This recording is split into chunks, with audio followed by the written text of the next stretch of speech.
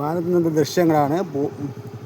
നല്ല പൂവിന് പൂമ്പാറ്റ തേൻ കുടിക്കാൻ വരുന്നത് കണക്കെ ചിങ്ങമാസത്തിൽ നായകൾ ഇണചേരുന്നതാണ് രംഗമാണ്. രണ്ടും വ്യത്യസ്തമാണ്, രണ്ടും ഒരു സാമീപ്യമുണ്ട്. പൂവ് പൂമ്പാറ്റ പരാഗണം നടത്തുന്നു. ഇവിടെയും ഒരു പരാഗണം നടത്തുന്നതാണ്. ഒരു കറുത്ത പട്ടി, ഒരു വെളുത്ത പട്ടി.